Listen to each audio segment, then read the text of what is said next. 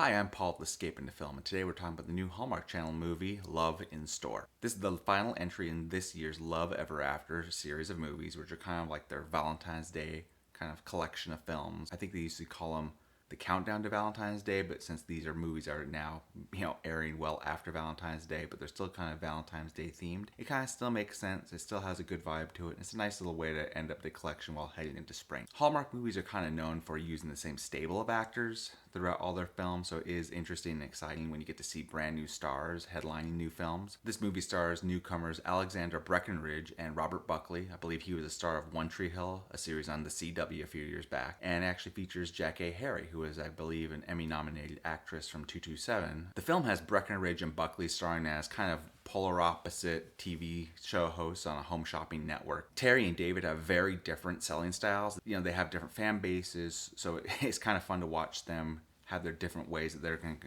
compete against each other because they're each in line for promotion to take the place of retiring kind of head seller on the network played by Harry. Now, Store really works because it really establishes that Terry and David are completely elementally different and opposing characters. They actually have two very different philosophies. Terry is she's very aspirational oriented. She tries to live a perfect life, whereas David is more familiar. He's more of a friend. So you kind of get the idea that they're very contrasting competitors for this one lead top position. One of the things that really makes this movie work is the fact that it establishes Terry as she tries to lead a very perfect image-oriented presentation, whereas David actually tries to reach out and connect with his people. And funny enough, he actually does send a message to maybe Terry's boyfriend that, maybe he didn't mean to send, but the one definitely that affects her life. So Store really does a good job of establishing how different they are, and this really gives it a very strong base because at the beginning of the movie, it's kind of impossible to see how they're going to end up together. One of the more refreshing aspects of this film is the fact that it kind of upends the formula in the sense that it's interesting to see these two characters who are very different, have different dynamics. They're forced to work together once you get to that place where everybody knows that they're better together than they are apart. Then they actually have to confront not only working together, but how they feel about each other, especially as their relationship evolves. While the movie really revels in the differences between the two characters, the script itself is actually pretty lazy at times. This is a movie that tells you they have great ratings together, but doesn't really show you why they would have great ratings together. In fact, some of their earlier interactions on air are pretty clunky and weird. And going back to how the film treats both characters, the film really goes out of its way to establish that David really does have a connection with his audience. He does have a way of presenting, albeit, quotes from books and poems, but he's able to relate better with his audience, whereas Terry, she's just told that she's an inspiration to people, but there's nothing in the movie to kind of back up that claim. If you show more people who try to emulate her style or try to take inspiration from Terry, I think that makes a better case and argument for the fact that she is supposed to be this person who people want to aspire to be like. Showing Terry's inspirational and aspirational traits is stronger than just telling the movie audience, hey, people want to be like Terry, which is kind of what the movie does, and it kind of does that over and over again. Sadly, Jackée is kind of wasted in this movie. I mean, any actress kind of could have played her. She's a big personality just as she has been on TV for a long time. She doesn't get to do much more than kind of tell you things that are happening in the background. She represents the TV channel's board. She tells you what the board is thinking. She doesn't really do anything other than just tell you what's happening. She's telling you exposition of things that are happening in the background. She doesn't have a character arc. She doesn't really even get to say anything or do anything that impacts the story in a very connected way, in a very character-to-character way. She's just a plot device that kind of talks at you. It's not until the very closing moments of the movie where she actually has a moment where she gets to connect with a character and make them do something that maybe they wouldn't have done otherwise. And always in the background, kind of often repeated throughout the movie, is this idea of your one wild and precious life.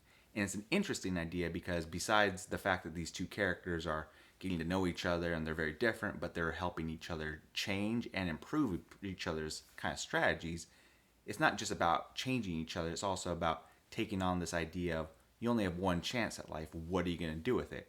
Are you going to settle for whatever's right there, or are you just going to try to take a chance on something that might be risky? Each character is so confident and kind of really deeply rooted in their philosophies in the very beginning of the movie that by the end they really have changed for the better and affected each other. Now, when it comes to Hallmark movies, admittedly, the ending scene is not really that strong. Generally speaking, it's some weird misunderstanding or is driven by some sort of, decision maker off screen. So it's really cool to see a character like Terry, who in the very beginning of the story is willing to settle for whatever she has in her life. She takes command of that final scene. She knows what she wants and she's going to go for it. So it's really interesting to see a completely character-driven moment, especially at the end where you feel like she's earned it, she's changed. And you get to see that David, who kind of comes off as a devil-may-care, really laid-back guy, he has a lot going on underneath. He actually has a lot of conflicted feelings about how he feels about Terry, where he wants his life to go, whether or not he wants to stay at the network. He has a lot of things going on, so it does feel like the ending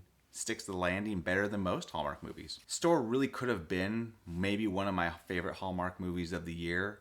It's just so close. The character definition is very, they contrast each other very well. Even as they become more certain about how they feel about each other, it then creates a new conflict because, well, now they have to work with each other. And are they still competing with each other and maybe, working together? But then how does this all work together? Can they work together while being in a relationship? There's a lot of moving parts. And at the end of the day, the movie is so close to being so great. Unfortunately, it gets all serious deduction just because of how lazy this script is. It just kind of nudges the movie along. Near the beginning of the movie, there's a sequence where Terry and David are off on a walk, and then they veer wildly to the left, and all of a sudden they're in one of those escape rooms. That sequence kind of comes out of the sky. It just doesn't go anywhere, and it never comes back. It would have been interesting to see if maybe the escape room pitch becomes something they use later on. It would have been interesting to see if maybe they reintroduce, selling this escape room experience maybe later on in the movie, kind of bring it full circle, because otherwise this whole scene just feels random. There's more elegant ways to show their differing characters than to just randomly throw them in a room that they're trapped inside of together. I really do love seeing Breckenridge and Buckley together. I'm excited to see them as new potential Hallmark stars. He's a great lead. She's a great character. And I want to see more of them in more movies. They have great chemistry in this movie together. Unfortunately, just the script's laziness drops this from what I would give a 5, but it drops it to a 4, which is still a very good score. I would say that 4 is still pretty generous because the script gets so much help from these weird plot devices that kind of fall out of the sky. And that has a lot to do, again, with the chemistry, how well the characters are developed, and how much depth each character has. So for that, I give it a 4 out of 5. I review not just Hallmark movies, but all different types of movies. Independent films, big blockbusters, comic book movies, art house films, foreign films, all different types. I love every type of movie. And if you'd like to see more of this type of content, go ahead and please hit the like button if you like this video, and subscribe for more video reviews. You can find all of my film reviews, the written versions, at escapeintofilm.com. You can follow me on Twitter at escapeintofilm. And hey, if you've seen the movie and you agree or disagree with any of my thoughts in this review, go ahead and leave them in the comments. At the end of the day, I'm not here to tell you what films to like or not like. My only goal is to urge everybody to watch every movie of every different type. So thank you very much for watching, and talk to you soon.